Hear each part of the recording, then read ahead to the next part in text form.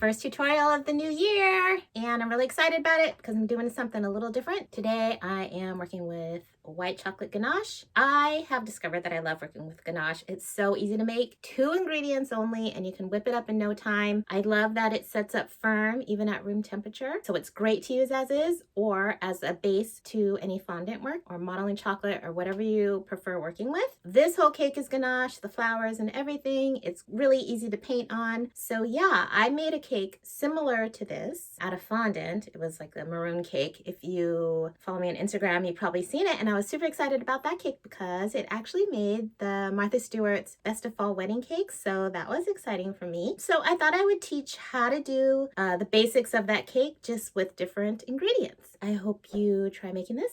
It tastes really good too, so I was just snacking on it the whole time, which is a little bit dangerous. So I'm gonna have to learn to not do that when I work with it. Happy 2021! So today we're working with a ganached cake. This is just white chocolate ganache. I will link the recipe I used in the description below. Don't mind that it's not perfect. I don't have my scraper that I use at work, but that's okay because for this tutorial, it's not about that. It's about the process. So basically what I have is my ganache cake that I've just had at room temperature, but it's set up. I have the ganache that is left over and it's, oh yeah, like a stiff peanut butter consistency at this point. I have my freeze spray, which if you don't have is fine. You can get it online, but if you don't have it, you just pop your molds in the freezer for a little while to let them set up, just a few minutes. And then I have a bunch of these molds, flower molds that I got online as well for cake and candy making. And just a small blade, X-Acto, and one of my sculpting tools. This is one of my favorite tools, but just any sculpting tools you have. And that's pretty much what you will need. So basically all you have to do is take a little bit with your offset spatula and you are just going to choose a flower.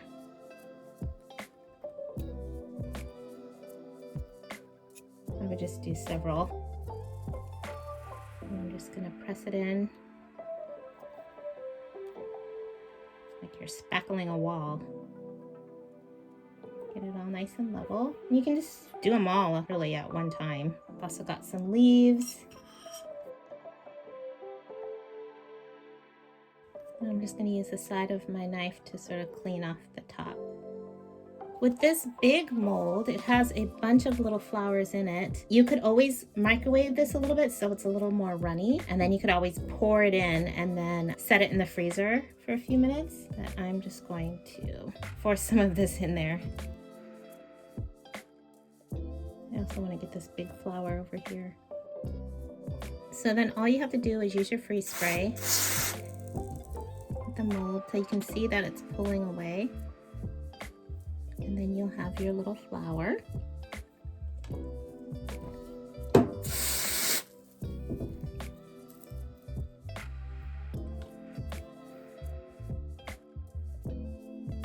Basically just like working with fondant. If they're hard enough, you don't need to even use the freeze spray. You can kind of see if they're not lifting from the side easily that they're not going to release and they're going to break, so they're not chilled enough. Depending on the temperature of your ganache on your cake, this might stick easily or it might not. If you're having a little difficulty making it stick, you can always brush a little water on. And then you can lightly press it down. You don't want to press too firmly though, because you don't want to smash the ganache. But if something breaks, like if, let's see, say this broke off, you can just stick it back on and sort of press it together. And then the reason why I have my tools is because you could also come in and press some of it down into the cake. You could come in and you can sort of draw on the ganache and make score lines to give your petals some veining. And once they come up to room temperature, they do come a little bit more bendable. So if you wanted to maybe try to have a leaf go over the edge, So I've got my big mold here. So there's a few flowers that I want from here. I want this big one, maybe this little side one. So all I have to do is use my blade. I'm just gonna cut it out.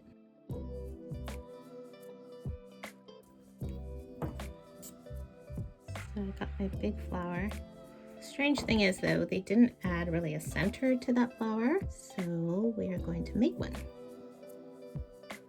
So all I'm doing is coming in with a little extra of the ganache. I'm using my tool.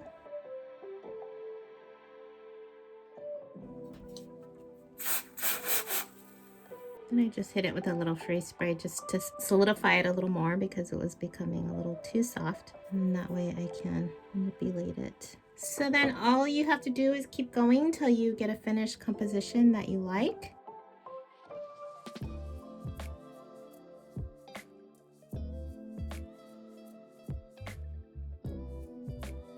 Even though I love a tone-on-tone cake, I'm going to show you really quick that you can paint on this if you want to add some color. What I'm finding that works is just to use petal dust. So I have some petal dust in different colors and some icing whitener. Just use white petal dust. And I'm going to use vodka to dilute the color, but you could use water. Water works well too. I just like using the vodka because it dries a little faster, but I tried it with the water and the water works. So, and then you just want some clean water and a rag. And so all you're basically going to do is I'm going to start with a little bit of a darker tone, all over tone. So I'm going to mix a little bit of my petal dust, just a little bit of the white. The white just helps it have a little opaqueness. And then just a tiny drop of my vodka. Then with that darker color, I'm going to just pick a flower. Give it an all over color. And with this darker color, I'm trying to push it down into the little crevices. And then let that set up a bit, and I'm gonna do the same thing with the leaf. And then all I'm going to do is pick up a little bit of my white petal dust and put it back into the palette with my pink just to make a lighter pink. Add a little more vodka. And then I'm just going to, you don't want your brush to be too wet, skim over the top. Now I'm not trying to push down into the crevices.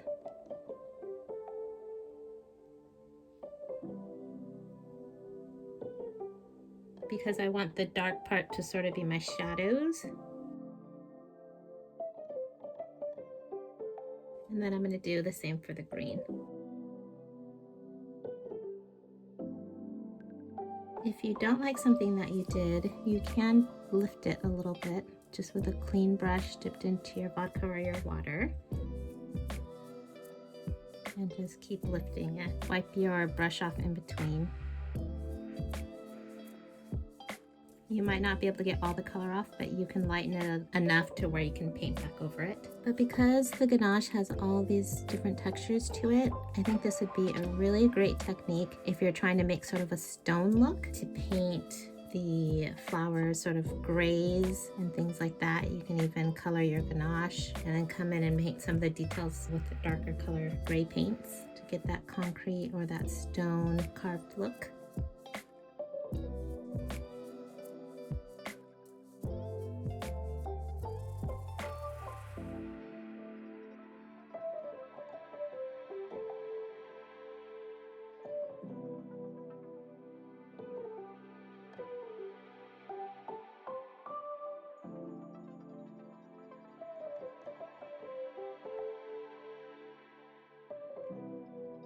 So a helpful tip for when you're adding the lighter color on top is I don't paint with my brush pointing straight down into it. I turn it to the side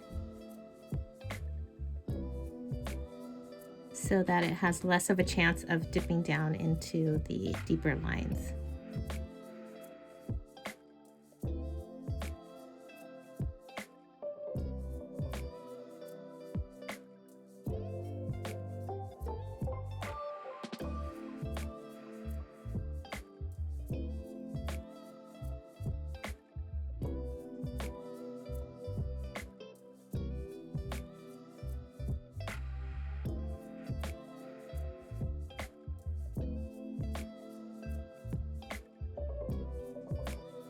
And then just so it doesn't look so pink and green, what I've done is I've combined the pink petal dust and the green petal dust on my palette to make this sort of grayish color.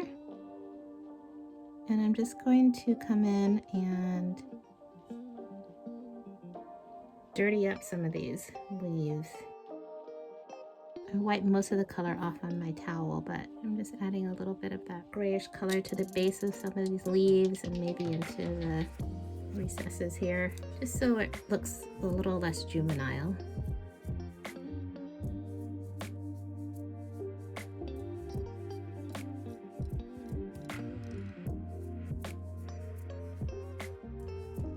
And then the last important step you need to remember with your brushes, since I hope you got yourself some decent brushes, is just to make sure after you use them to wash them well. So you want to put a little dish soap in your hand, and you're just going to wet your brush and rub it around like this till the water runs clear. And then don't use hot water because that will destroy the glue that's holding all this together. But you know, warm water, and make sure at the end you pull all your bristles together like this so they dry like that and they won't sort of splay out and get ruined. Take care of your brushes.